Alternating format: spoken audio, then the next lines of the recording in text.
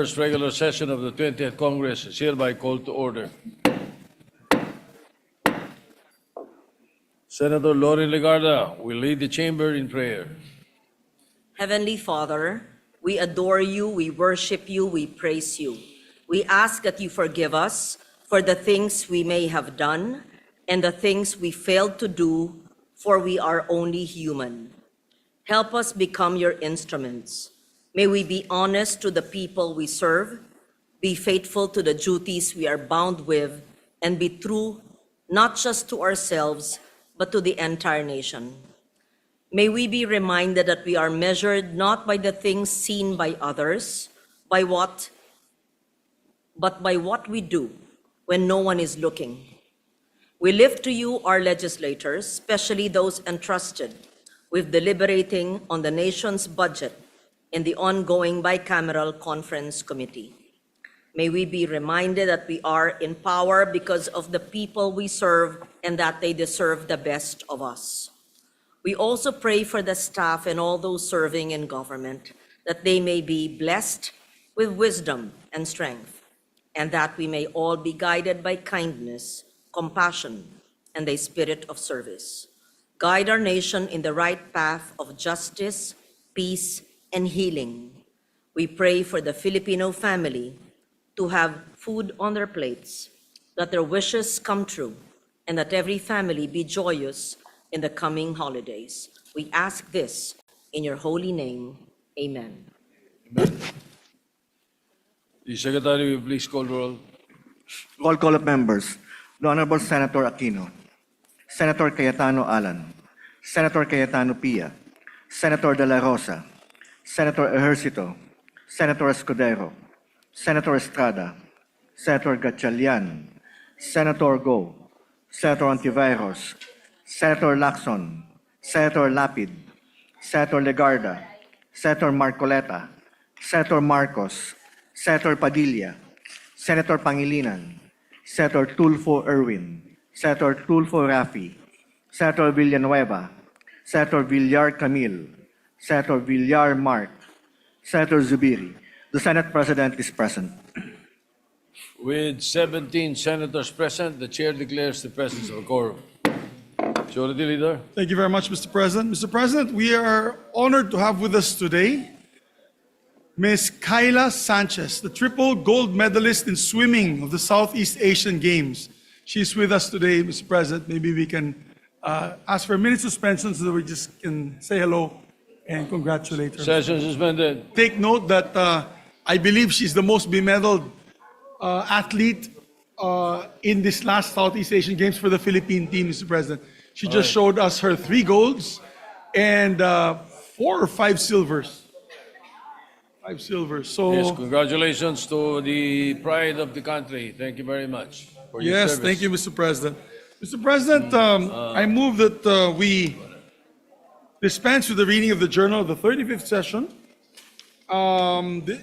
Tuesday, December 16, 2025, and consider the same as approved. Yes, so much, Mr. Any President. objection?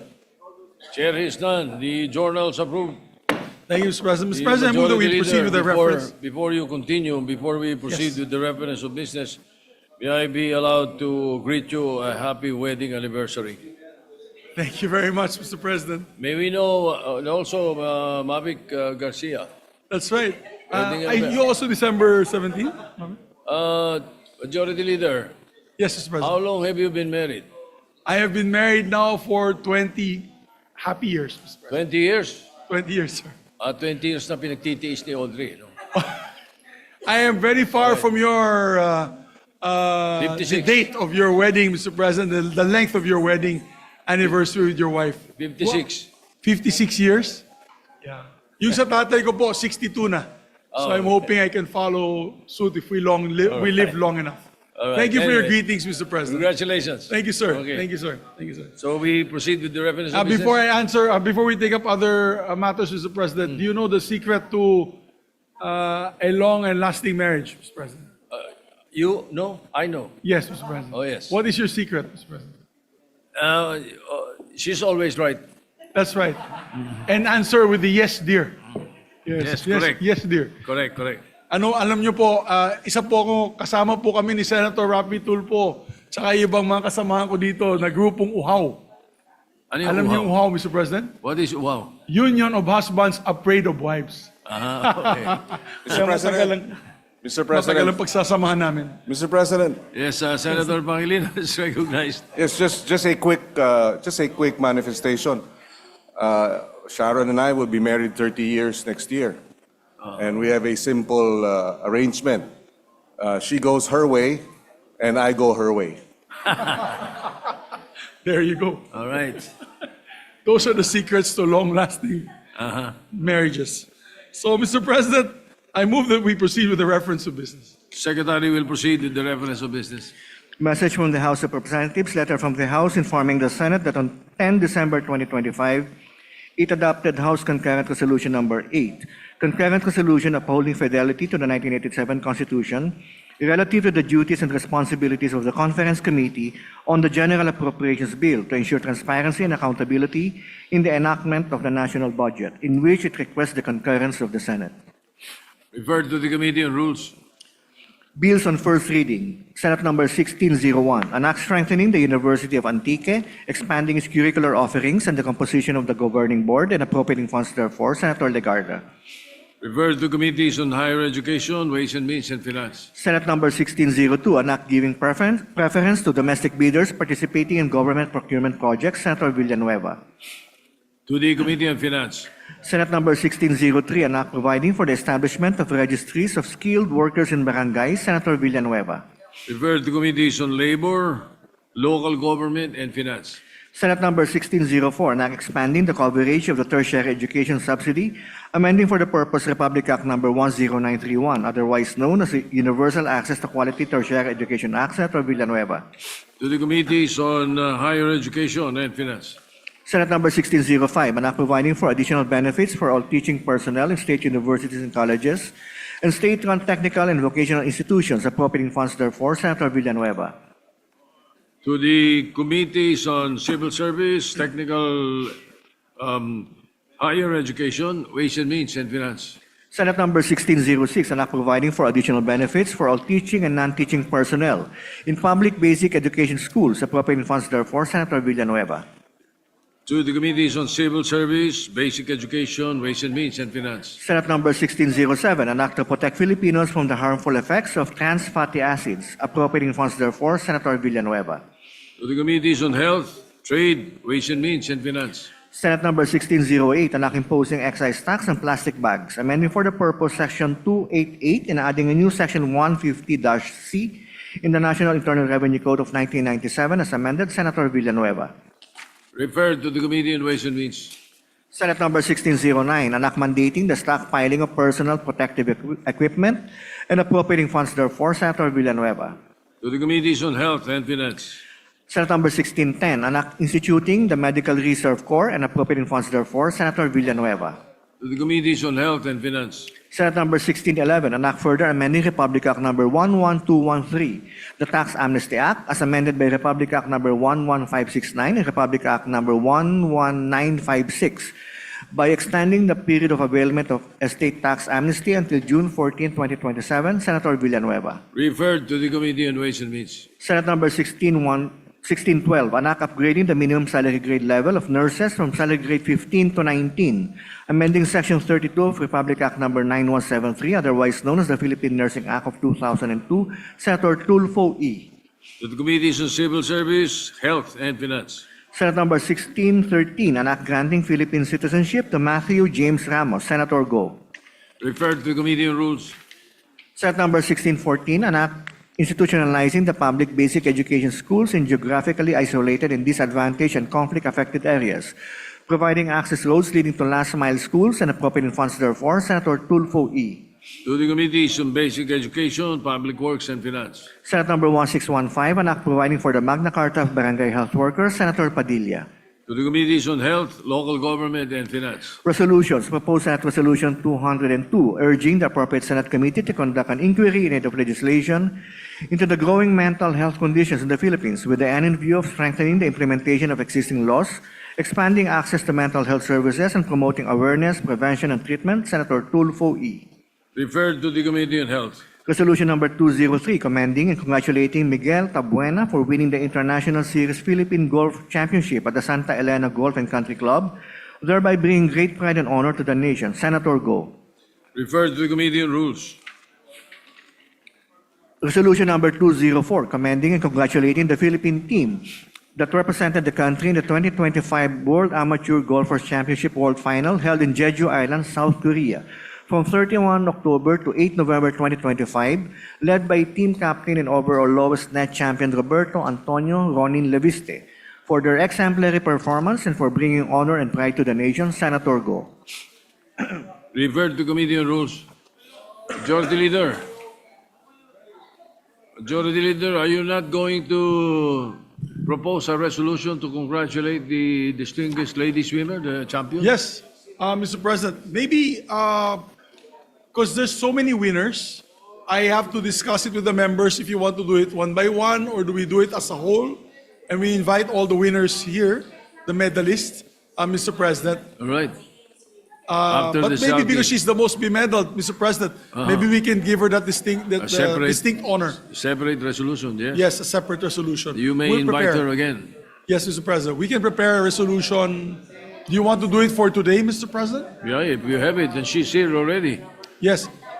Huh? We shall prepare, Mr. President, a resolution and take it up in a later hour so that we can approve it, Mr. I President. think there is one already. Huh? Filed by Senator Go, a resolution commending and congratulating Filipina swimmer Kayla Sanchez. If that's the for- case, Mr. President, with the permission of the body, I move to adopt Adopt. What is that resolution the Senate number. 205. Mr. President, I move to adopt resolution number 205. I so move, Mr. President. As chairman of the Committee on Rules, you are authorized. Any objection? Hearing none, the PS resolution, proposed resolution 205 is hereby adopted. May we just ask the Secretary, I know it's a bit late, may we just ask the Secretary for the full title of the measure to be read on the records, Mr. President. Yes, the Secretary will read the content of the resolution, or the title of the resolution. Resolution commending and congratulating Filipina swimmer Kayla Sanchez for her outstanding performance in the 2025 Southeast Asian Games in Thailand.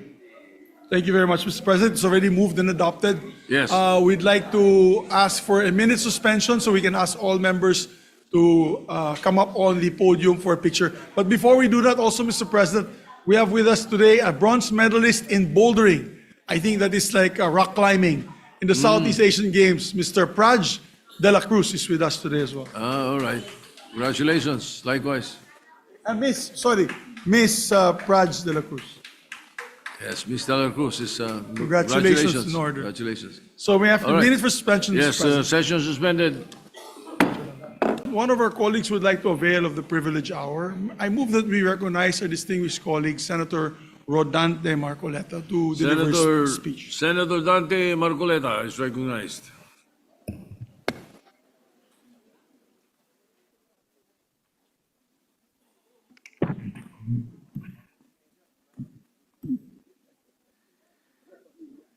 Mr. President, distinguished colleagues, I rise today on a matter of national significance, one that directly affects our sovereignty, our security, our economic direction, and our way of life. In November 2025, the United States of America issued a new national security strategy. This document is not merely a statement of American priorities.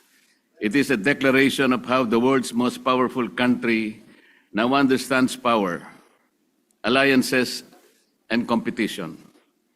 For countries like the Philippines, which are strategically located, economically developing, and geopolitically exposed, this strategy has direct and profound consequences. The 2025 U.S. National Security Strategy marks a decisive shift away from post-Cold War globalism toward a narrower interest-based approach.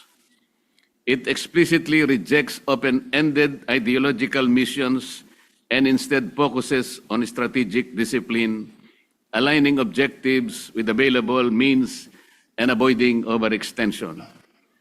It is defining its interests more strictly and asking harder questions to its allies. What do you bring to the table? President Trump himself summarized it succinctly, Mr. President. To focus on everything is to focus on nothing. At its core, the strategy asserts more on the survival and security of the United States of America as a sovereign republic, it being the paramount objective. Everything else, alliances, trade, diplomacy, military presence, is subordinate to that goal. The strategy is anchored on several principles. One, America first, defined not as isolationism but as a prioritizing U.S. workers, industry, and sovereignty. Two, peace through strength, requiring the strongest economy, advanced technology, and most capable military in the world.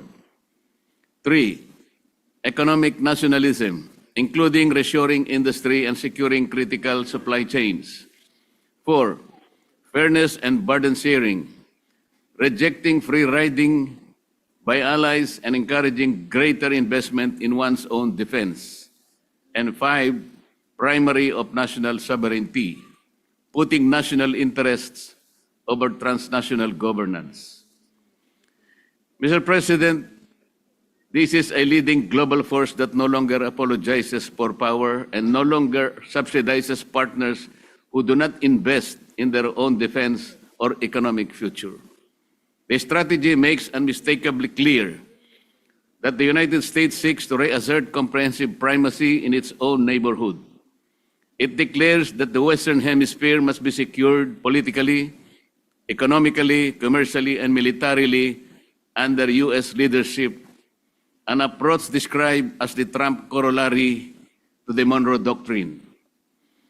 Nowhere in this shift more consequential than in the Indo-Pacific region. The strategy identifies the Indo-Pacific as the central arena of long-term strategic contention, particularly with China. U.S. objectives include preventing the dominance of critical maritime choke points, maintaining freedom of navigation and overflight, securing supply chains and deterring conflict, especially in Taiwan and the troubled South China Sea. Central to this effort is what strategists call the first island chain, a defensive arc stretching from Japan through Taiwan, the Philippines, and down through Indonesia. The strategy explicitly clarifies that the U.S. diplomacy should press allies and partners along this chain to grant greater access to ports and facilities, spend more on their own defense, and invest in credible deterrent capabilities. Mr. President, let us be clear. The Philippines is no longer peripheral. Our geography alone places us at the heart of this strategic struggle. This reality presents both opportunity and risk. First, heightened strategic importance is tied with conditions.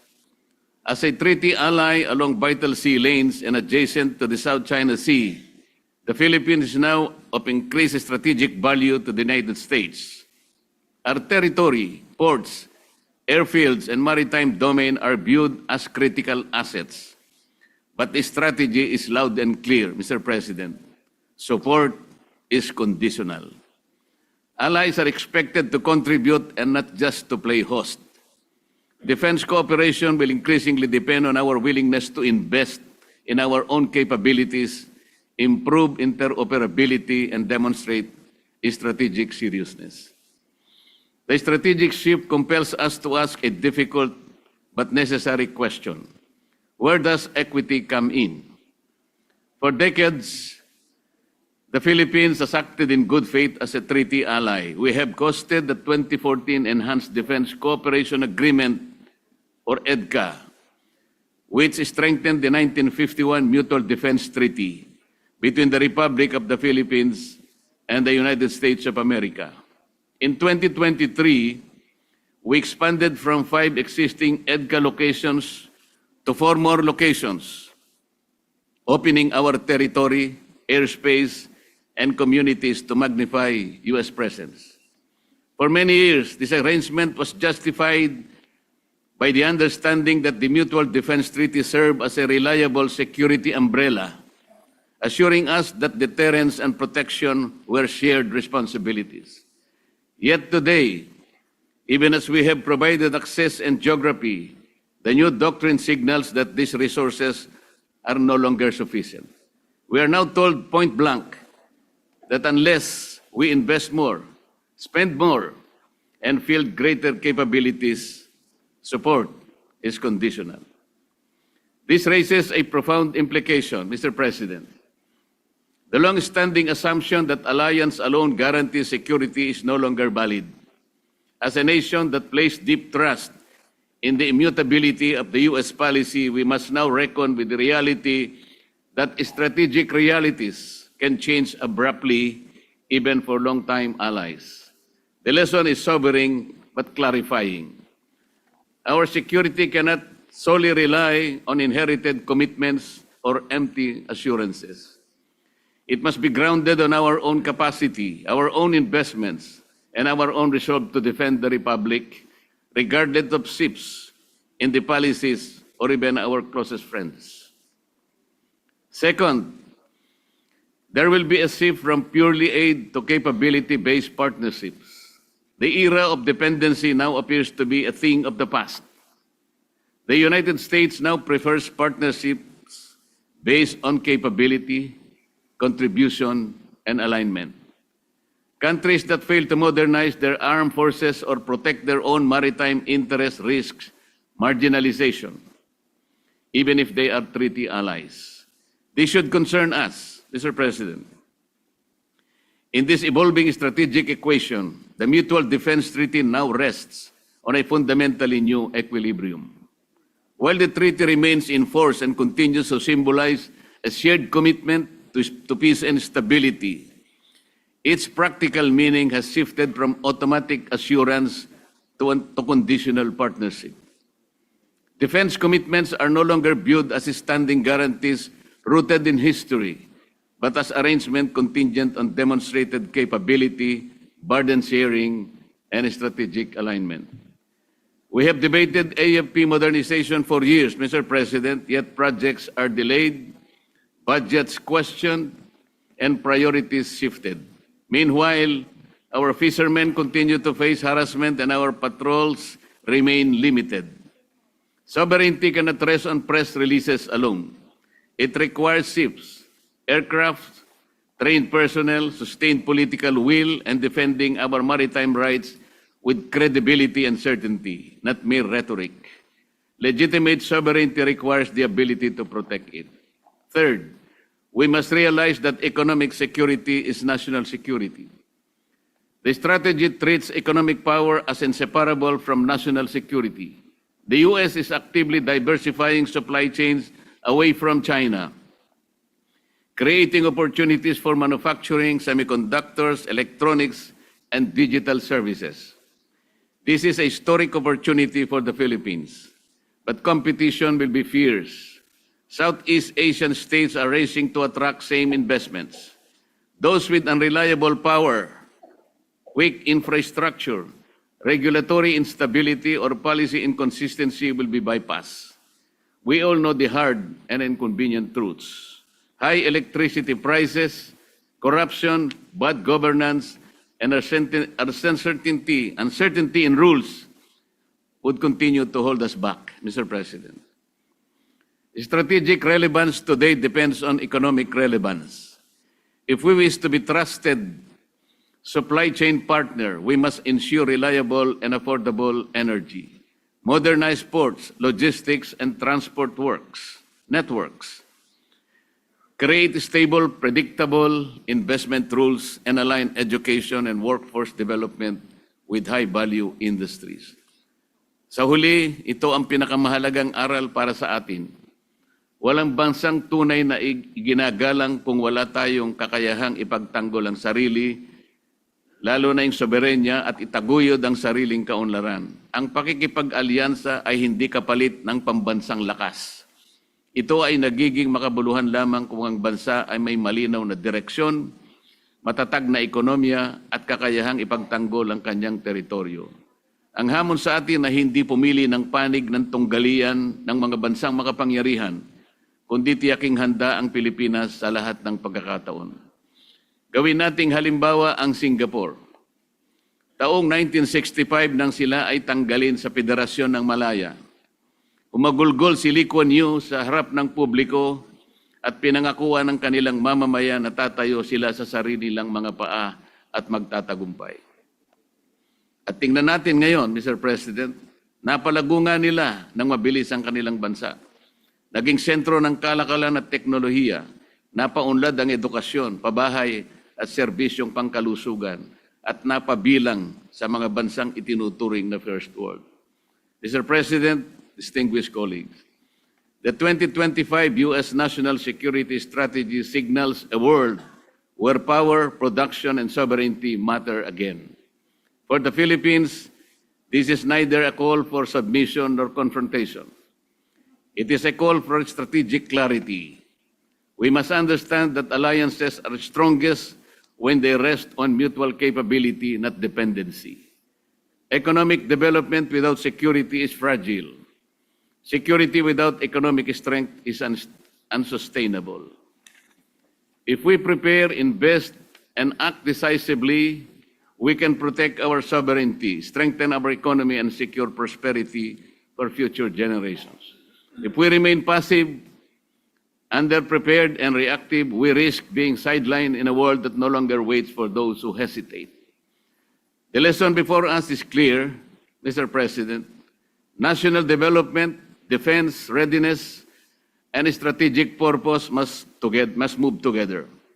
Sa panahong nagbabago ang balanse ng kapangyarihan sa mundo, ang pinakamahalagang paninindigan ng Pilipinas ay ang manatiling matatag, handa at makiling sa sariling interes at pambansang kagalingan.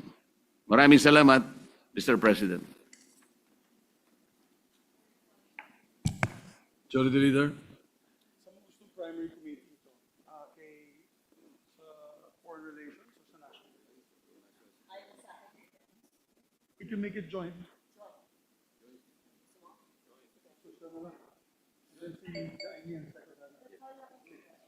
Yes, Mr. President. Mr. President, I move that we refer the speech of our distinguished colleague, Senator Rodante Marcoleta, which is very, very important in light of so many things that are happening now in the world order, Mr. President. To the Committee on National Defense as the primary committee and the Committee on Foreign Relations as the secondary committee. I so move, Mr. President. Hearing no objection, the privileged speech is hereby referred to the Committee on Defense and the Committee on Foreign Relations. Okay lang. Thank you, Mr. President. Majority Leader. Mr. President, yes, we have, okay, I move for additional reference of business, Mr. President. Okay lang. Ito na ba yun? Additional reference of business.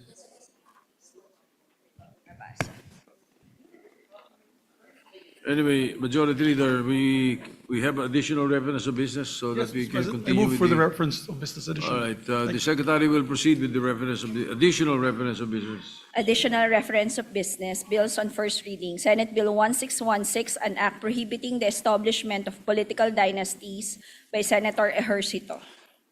Referred to the Committees on Electoral Reforms and Constitutional Amendments. Senate Bill 1617, an act declaring a one-time amnesty on all unpaid internal revenue taxes imposed by the national government for taxable year 2024 and prior years by Senator Ejercito. Referred to the Committee on Ways and Means. 1618, an act further amending Republic Act Number 11213 or the Tax Amnesty Act as amended by RA Number 11569 and RA 11956 by extending the period of availment of the estate tax amnesty until June 14, 2027 by Senator Ejercito. Referred to the Committee on Ways and Means. 1619, an act promoting rice security by ensuring the adequate supply and stable price of rice and strengthening the mandate of the National Food Authority, amending for the purpose RA number 8178, otherwise known as the Agricultural Tarification Act, as amended by Senator Ejercito. To the Committees on Agriculture, Ways and Means, and Finance. 1620, an act amending sections 3 and 7 of RA 10931, otherwise known as the Universal Access to Quality Tertiary Education Act, to enhance efficiency, equity, and accountability of the tertiary education subsidy program by Senator Ejercito. To the Committees on Higher Education and Finance. 1621, an act expanding the purpose and application of the Special Education Fund, amending for the purpose section 272 of RA 7160, otherwise known as the Local Government Code of 1991, and for other purposes by Senator Ejercito. To the Committees on Local Government, Basic Education, Ways and Means, and Finance. 1622, an act promoting business competitiveness by providing temporary tax relief to single proprietorships, cooperatives, partnerships, or corporations classified as micro, small, and medium enterprises by Senator Ejercito. To the Committees on Trade and Ways and Means. 1623, an act strengthening the people's right to information on matters of public concern and implementing the state policy of full public disclosure of all its transactions involving public interest, providing mechanisms for their effective exercise and for other purposes by Senator Hontiveros. To the Committees on Public Information, Civil Service, and Finance. Resolution, PSR 206, resolution congratulating and commending the Philippine Practical Shooting Team on their winning performance in the 2025 33rd Southeast Asian Games in Chonburi, Thailand by Senator De La Rosa. To the Committee on Rules.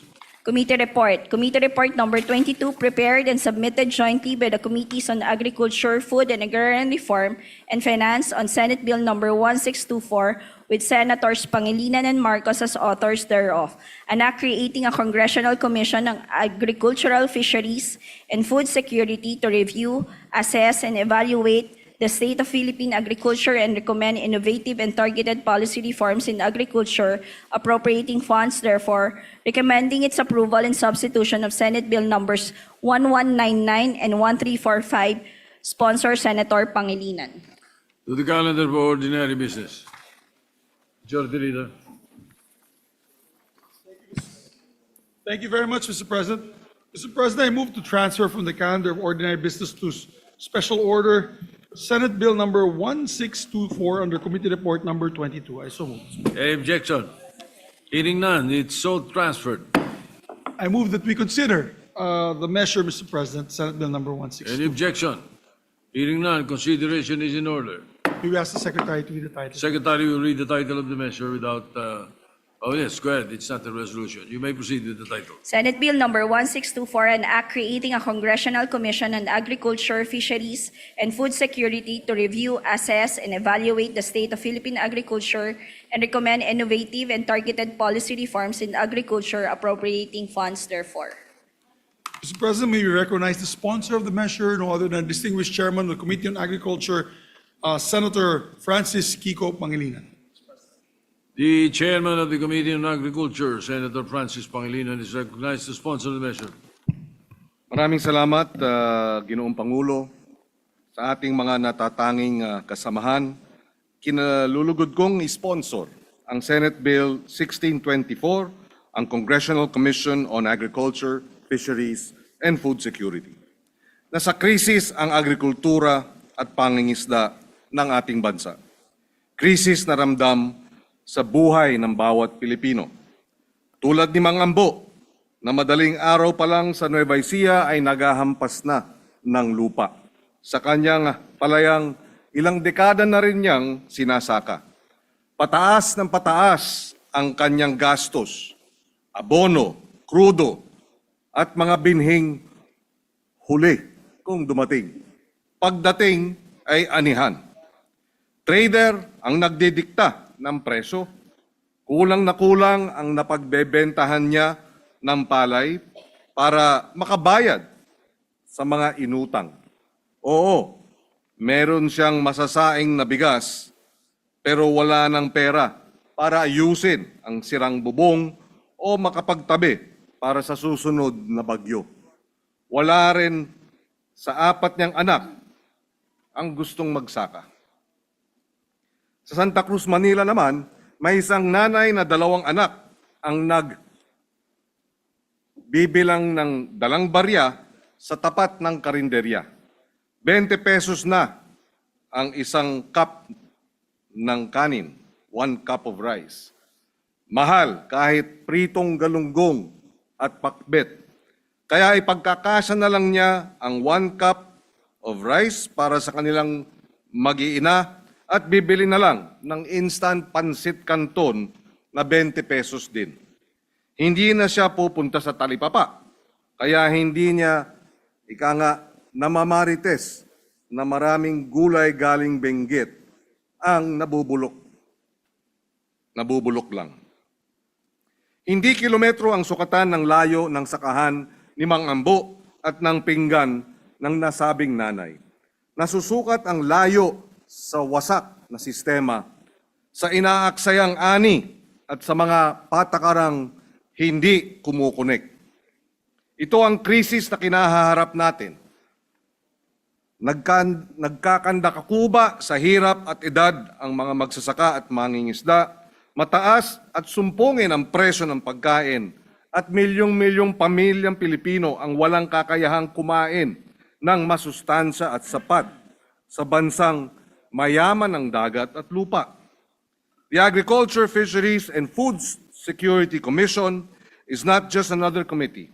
It is a chance to finally confront what is broken in our agri and fisheries sector and fix it before the costs grow even higher and the hunger affects even more.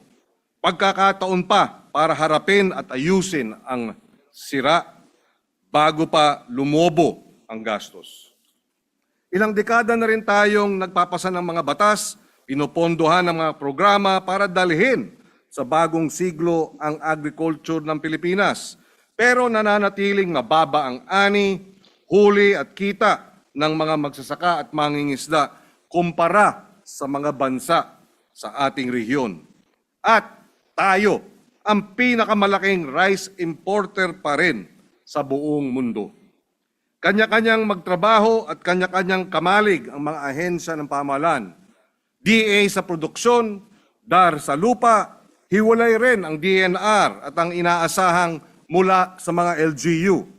Nagkapatong-patong ang mga mandato, nagbabanggaan ang mga patakaran, at naglalaho ang pananagutan.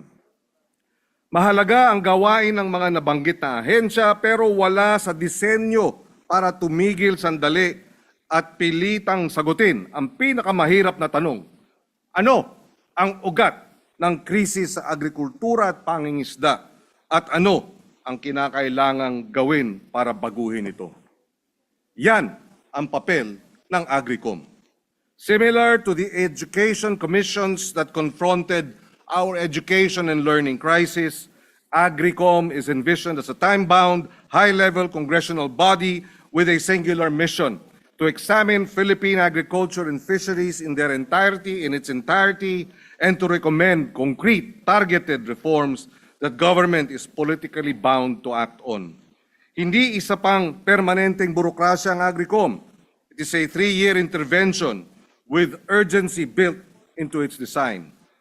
First, it will take an unflinching look at the entire Philippine food system, yung supply chain, yung mga batas, mandates, price formation, climate risks, and lived experiences ng ating mga magsasaka, mangingisda, mga trader, middlemen, mga consumer, mga wholesale buyers, mga retailers. Tatanungin ng Agricom bakit hindi makausad ang ating agrikultura sa kabila ng napaka-abanteng mga batas. Bakit napakataas pa rin ng post-harvest losses? Bakit napakalayo ng presyo sa sakahan kumpara sa presyo sa palengke? Pangalawa, wawakasan nito ang pagkaligalig sa mga institusyon. Ngayon, hinaharap ng mga magsasaka ang isang ahensya para sa inputs, iba namang ahensya para sa lupa, iba pa rin para sa pautang, madalas walang koordinasyon at maliit ang pananagutan. Kakalasin ng Agricom itong legalig at magbibilin ng mas malinaw, mas naunawaang paraan sa ng pamamahala sa pagkain at agrikultura. Third, it will lay down medium and long-term development paths with measurable targets, higher yields, higher incomes, better infrastructure, stronger market access, and real climate resilience. Ang mahalaga, hindi matatapos sa mga plano ang trabaho. It will recommend specific laws, budget priorities, institutional reforms, and report regularly to Congress on what must be done. Panghuli, bibigyan puwang ng Agricom ang mga nagpapakain sa bansa. Sentro sa prosesong ito ang mga magsasaka, mangingisda, agrarian reform beneficiaries, indigenous communities, scientists, agribusiness practitioners, logistics providers, LGUs, at civil society. May mga nagtatanong, hindi ba masyadong mabagal ang 3 taon para sa kagyat na problema? Nandito ang gutom at mas mataas na ang presyo ng bilihin.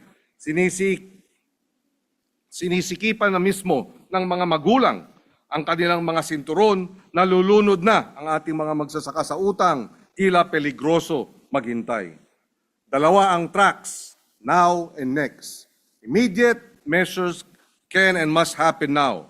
Fully implement Sagip-Saka so government buys directly from farmers and fishers, expand feeding and nutrition programs, provide credit and inputs, crack down on smuggling and hoarding.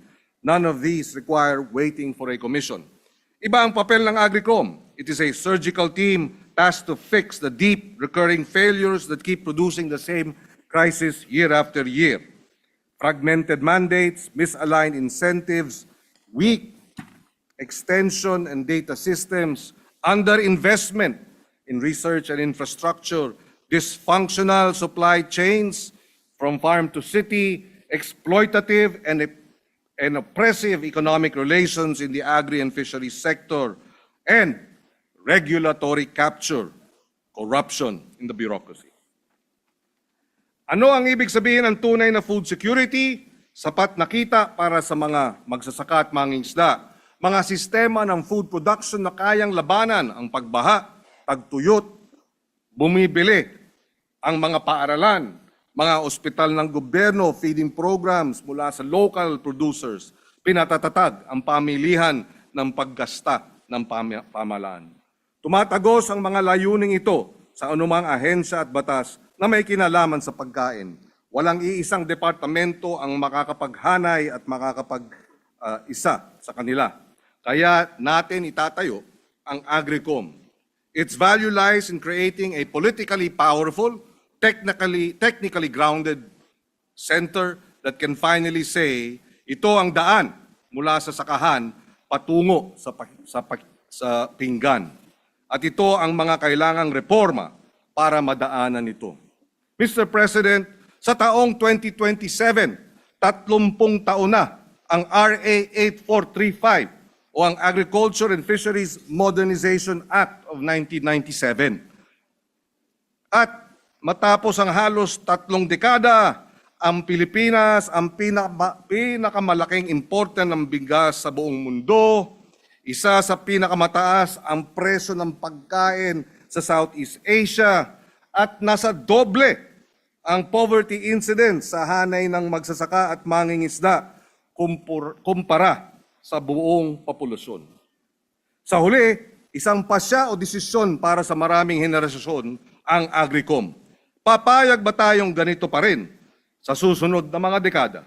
Na nauubos ang mga magsasaka, na hirap-hirap ang mga mangingisda sa mga sinisimot ng yamang dagat, na pataas ng pataas ang presyo ng pagkain kahit junk food, o gagamitin ba natin itong krisis para itayo muli ang isang bansang marunong pakainin ang sarili?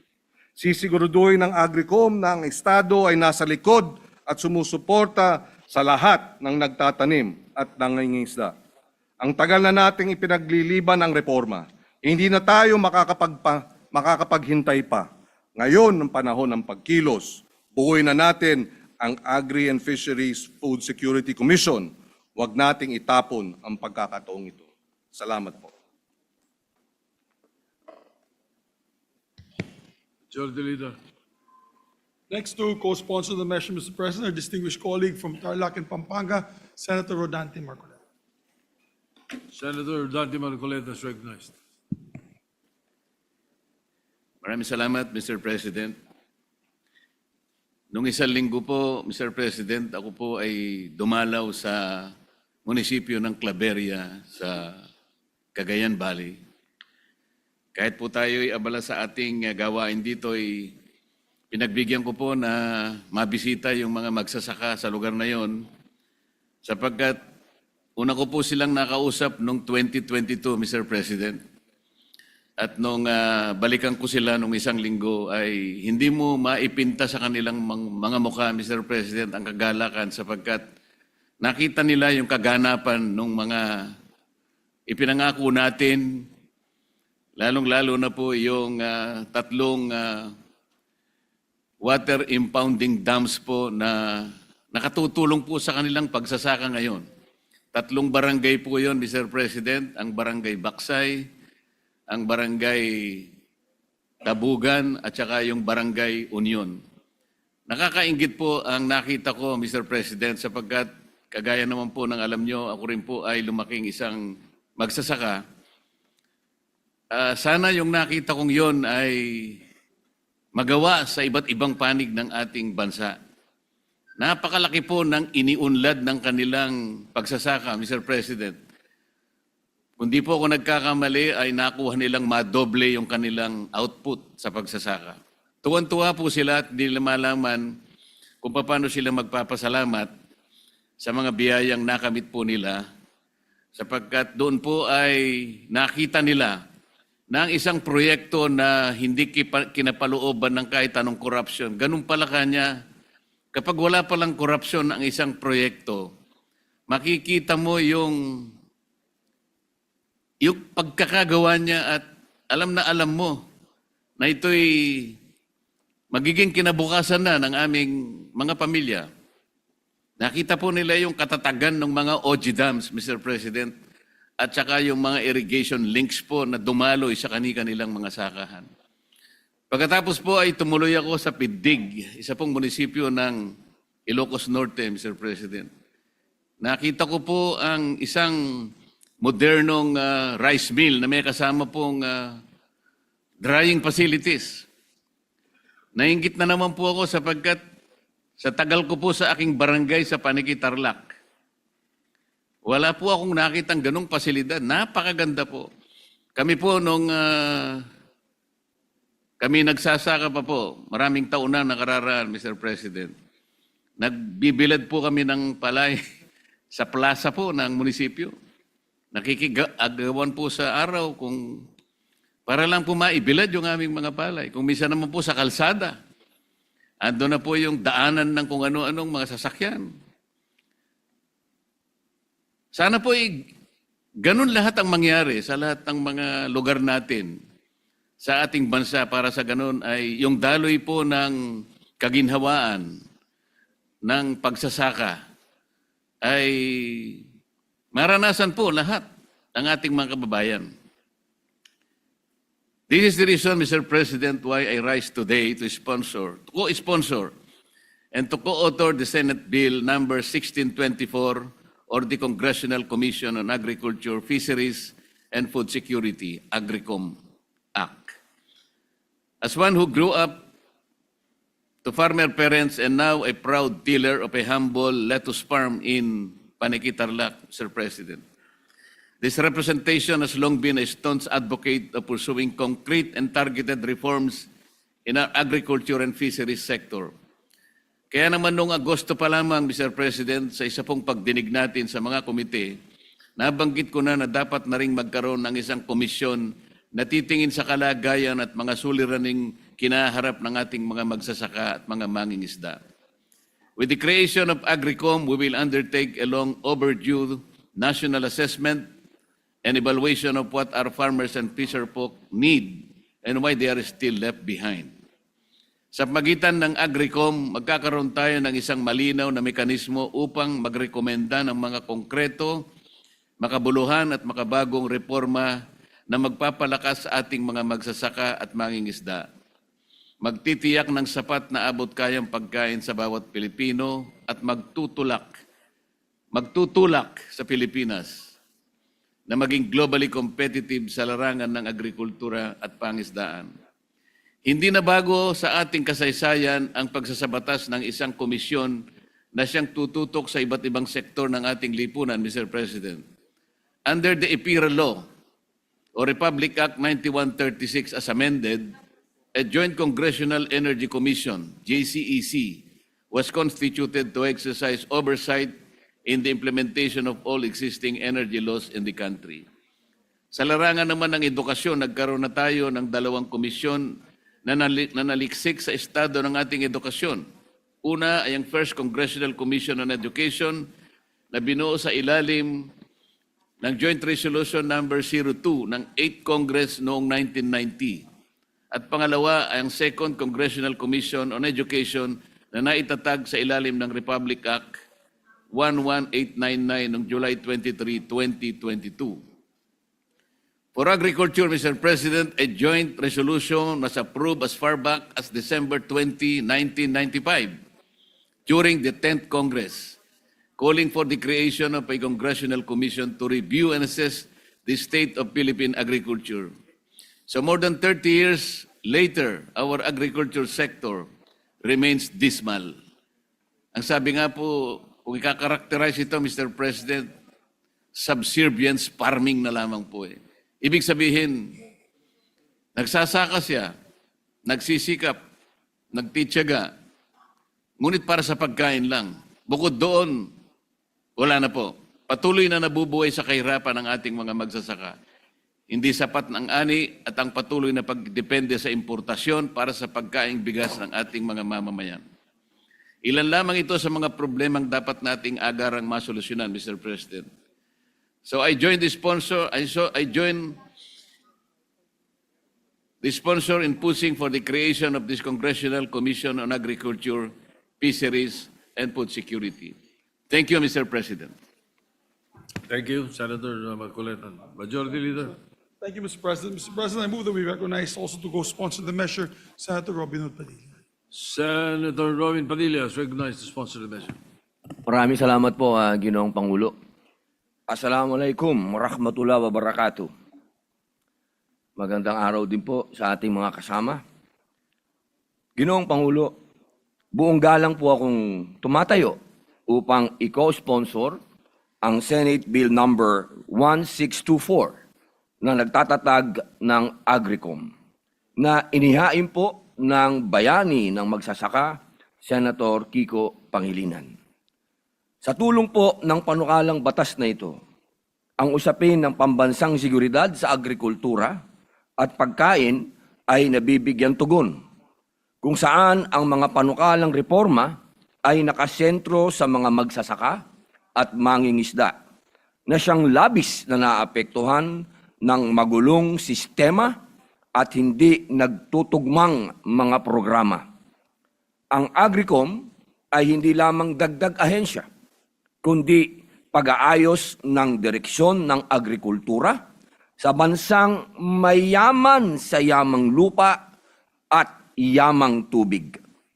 Napapanahon na para sa isang komisyong magsusuri ng mga polisiya at gastusin ng sektor ng agrikultura at pangingisda upang palakasin ang koordinasyon nito sa pamahalaan at maglatag ng malinaw na reforma. Malaking tulong din ang panukalang research arm ng Senate Bill number 1624 sa pagsisiguro na ang programa ay nakabatay sa datos at panukala ng mga eksperto at practitioners na may angkop na kasanayan sa larangan ng agrikultura. Bilang mambabatas, naniniwala ako na ang food security ay responsibilidad ng pamahalaan. Ang Agricom ay kailangan sa kalutasan ng laban sa gutom ng mamamayan katulad po ng talumpati ng ating bayani ng agrikultura, Senator Kiko Pangilinan.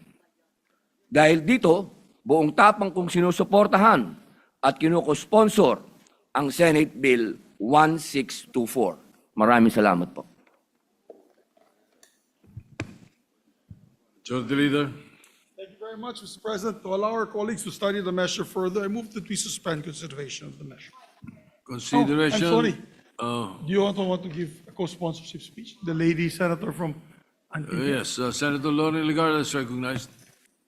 Please. Mabagal yung staff. No, I have prepared message. Thank you, Mr. President. I rise to co-sponsor Senate Bill number 1199, which proposes the creation of a Congressional Commission on Agriculture, Fisheries, and Food Security, or AGRICOM.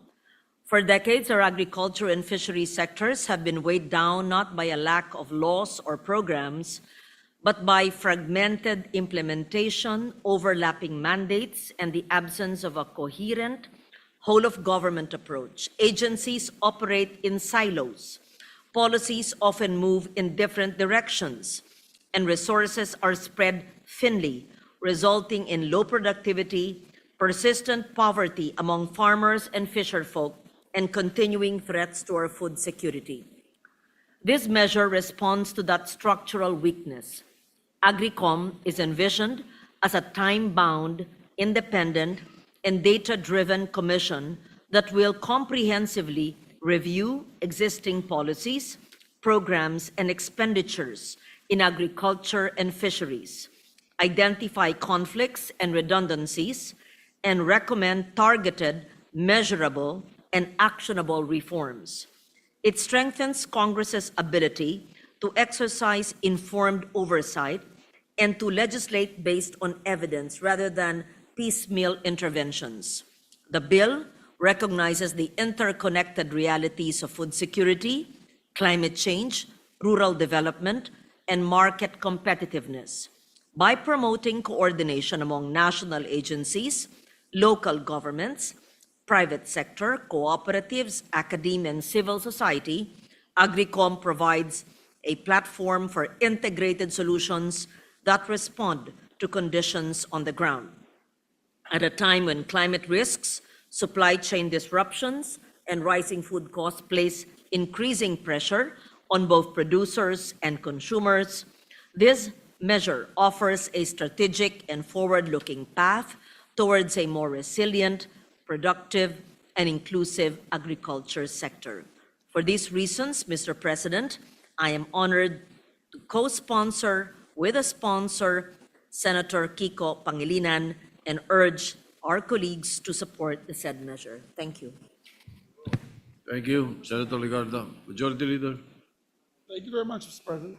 With that, Mr. President, move to suspend consideration of the measure to allow our colleagues to study. Hearing no objection, the consideration of the measure is suspended. Thank you, Mr. President. Mr. President, I move that we resume consideration on Senate Bill number 1509 under Committee Report number 13. This is the Philippine Geriatric Center. I so move, Mr. President. Any objection? Thank you. Hearing none, consideration of 1509 is in order. Mr. President, I move that we recognize the sponsor, Senator Risa Ontiveros, and to interpolate this distinguished colleague, Senator Jinggoy Ejercito Estrada. Senator Risa Ontiveros is recognized to sponsor and to interpellate Senator Jingo Estrada.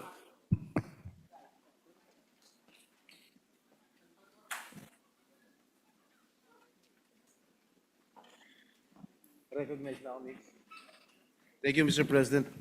Will the beautiful lady yield to some few questions?